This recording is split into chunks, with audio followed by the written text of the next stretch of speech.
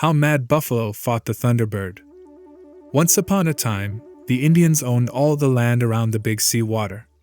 The Good Spirit had smoked the pipe of peace at the Redstone Quarry and called all the nations to him. At his command, they washed the war paint from their faces, buried their clubs and tomahawks, and made themselves pipes of red sandstone like the one that he had fashioned. They, too, smoked the peace pipe, and there was no longer war among the nations, but each dwelt by its own river and hunted only the deer, the beaver, the bear, or the bison. In those happy days there lived on that shore of the Big Sea Water, which is directly under the hunter's star, an Indian whom all his nation trusted, for there were none like him in courage, wisdom, and prudence. From his early childhood they had looked to him to do some great deed. He had often mastered the grizzly bear and the strong buffalo. Once he captured a buffalo ox, so large and so strong that a dozen arrows did not kill it, and from that day he was known as Mad Buffalo. When the magic horns were needed for medicine for the people, Mad Buffalo went forth in the moon of flowers and by cunning, not by magic, cut them from the head of the great horned serpent. For this the people loved him, and he sat with the oldest and the wisest of the tribe. Their greatest trouble in those days was the mysterious Thunderbird, which was often seen flying through the air. It had black and ragged wings, and as it moved swiftly overhead they darkened all the earth.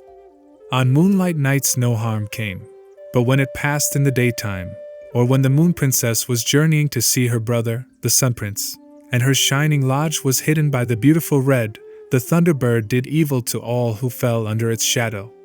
Great curiosity existed as to its nest, but no one had dared to follow it, nor had any hunter discovered a place where it seemed likely that it could hide. Some thought it lived in a hollow tree, others that its home was in the sandstone caverns, but it had never been seen to alight. One day in the winter, Mad Buffalo set out in search of food for his family. He had to travel to the lodge of the beavers across the Big Sea Water and far up the river. He trapped a fat beaver, slung it over his shoulder, and started for home just as the full moon showed through the treetops. While crossing the lake, when he was in sight of his own wigwam, a great shadow passed before him, shutting out all light. After it had gone, he looked about him for the cause. The night was clear and the moon so bright that the hunter's star could be seen but faintly, but objects about him were as plain as in the day. At first he saw nothing, for the Thunderbird was directly over his head, but as it circled he caught sight of it. It made a swift movement downwards, pounced upon him and lifted him with all he had into the air. He felt himself rising slowly till he was far above the earth, yet not so far as to prevent him seeing what was going on in the village. He could even see his own wigwam and his children in the doorway. They saw him and were terribly frightened. Their mother failed to comfort them, for they knew by heart all the dreadful tales that were told of the Thunderbird. They themselves had seen the beautiful birch tree which they had often climbed, torn up by the roots and lie black and dead in the forest. And the oak tree where the warriors assembled was split to its base by this terrible creature. The yellow cedar whose boughs were used for the canoe that sailed on the Big Sea Water was scorched and blighted by the Thunderbird. Mad Buffalo's heart did not fail him. He grasped his spear firmly and waited his chance to do battle with the monster. Faster and faster they went towards the north, straight across the Big Sea Water, rising higher and higher in the air. At last they came to a great mountain where no trees grew. The top was a solid, bare, rugged rock, while the sides were formed of sharp boulders, with here and there a small patch of coarse grass and a few stunted furze bushes. In a cleft of the highest rock overhanging the water was the nest of the Thunderbird. It was made of the tendons of human beings, woven with their scalp locks and the feathers they had worn when living. Still Mad Buffalo was not afraid. As the bird neared its home it croaked and muttered, and the sound was echoed and re-echoed till the noise was deafening.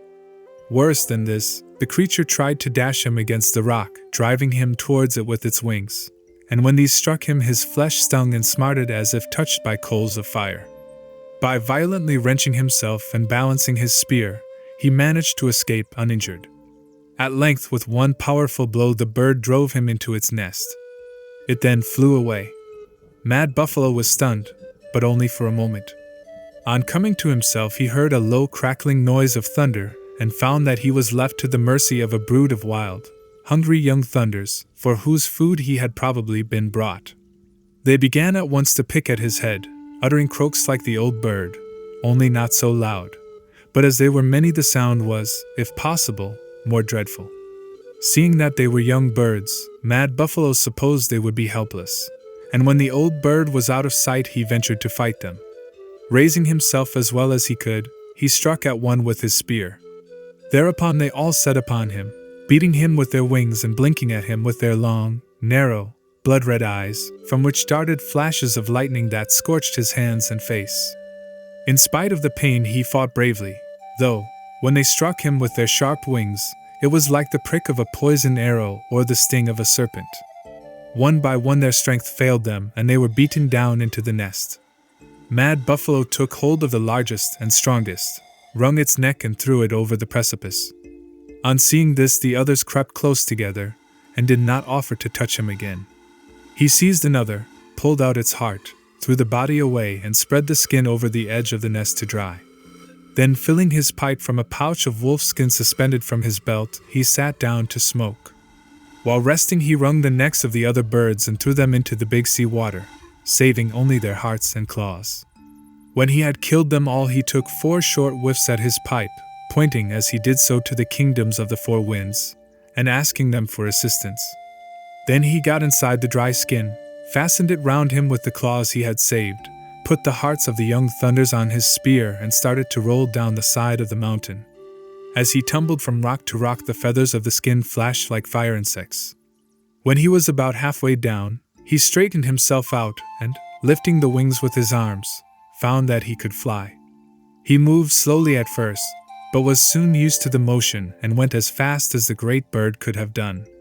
He crossed the big sea water and winged his way over the forest until he came to the place from which he had been taken 10 days before. There he alighted, tore off the bird's skin, and started homewards. His wife and children could hardly believe that it was he, for they supposed the young thunders had long ago picked his bones. He broiled the hearts of the birds, which crackled and hissed so that they could be heard a mile from the wigwam, but the meat was juicy and tender. The old bird was never seen again in that part of the country. Hunters who came from the Rocky Mountains say that it built a nest on the highest peak, where it raised another brood that sometimes came down towards the earth, despoiling the forests and the grain fields. But they flew higher than formerly, and from the day that Mad Buffalo fought them they never interfered with men. Their nest henceforth was made of the bones of the mountain goat and the hair of his beard. Now when Indian children hear the fire crackling, they say it is the hearts of the young thunders, for all their nations know of the brave deed of Mad Buffalo.